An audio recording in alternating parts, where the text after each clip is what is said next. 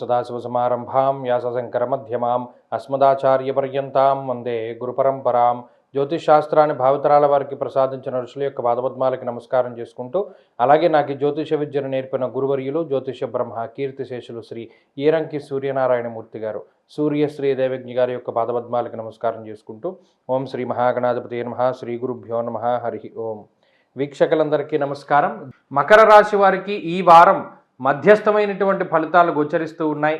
అయితే గత వారంతో పోల్చుకుంటే కొంత మంచి విషయం ఏమిటి అంటే, అర్ధాష్టమ కుజుని యొక్క దోషం పోయింది, అలాగే రవి యొక్క బలం పెరగడం. ఇది రెండు కూడా మంచి విషయాలు. దీనివల్ల సప్తమ స్థానంలో గురుబలం, అలాగే షష్ఠ స్థానమందు రవి బలం, శనేశ్వరుని యొక్క బలం, చంద్రబలం వెరసి గ్రహాల తాలూకు శుభ ఫలితాలు వస్తూనే ఉన్నాయి.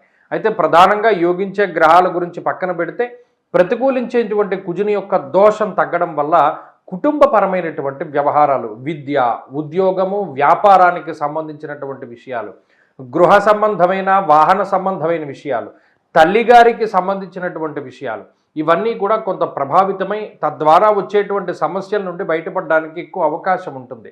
అలాగే దేశాంతరవాసం చేసేటువంటి మకర రాశి వారికి గ్రహస్థితి ఖచ్చితంగా ఉపయుక్తంగా ఉంటుంది. వేరే దేశాల్లో నివసిస్తూ ఉండేటువంటి వాళ్ళకి కూడా ఈ గ్రహస్థితి చాలా అద్భుతంగా యోగిస్తూ ఉంటుంది. ఒక ఇల్లు కొనుక్కోవాలి, ఇల్లు కట్టుకోవాలి, వాహనం కొనుక్కోవాలి, గృహము, గృహోపకరణాలు, బంగారము, లేదా ఏదైనా ఎలక్ట్రానిక్ వస్తువులు కొనుగోలు చేయడానికి సైతం ఈ గ్రహస్థితి చాలా గొప్పగా ఉపయోగపడుతూ ఉంటుంది. మానసికంగా ఈ వారం చాలా ప్రశాంతంగా ఉండగలుగుతారు.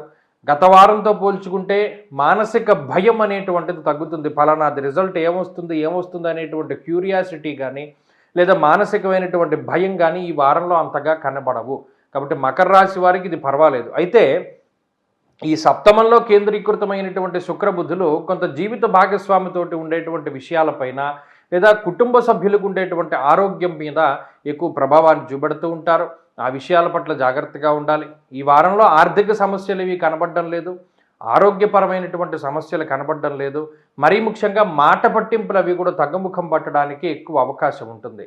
కాబట్టి వృత్తి, ఉద్యోగ, వ్యాపారాల పరంగా మంచి వారము. ఈ వారంలో మరిన్ని శుభ ఫలితాల కోసమై ఈ రాశి వారు ఎక్కువగా లలితాదేవి యొక్క ఆరాధన, ఆమెకు సంబంధించినటువంటి స్తోత్ర పారాయణ చేస్తూ ఉండటం చెప్పదగినటువంటి సూచన. ఈ వారంలో కలిసి వచ్చేటువంటి రోజు గురువారంగా చెప్పవచ్చును. అదృష్ట సంఖ్య 2, అదృష్ట వర్ణము పసుపు. తదుపరి కుంభరాశి.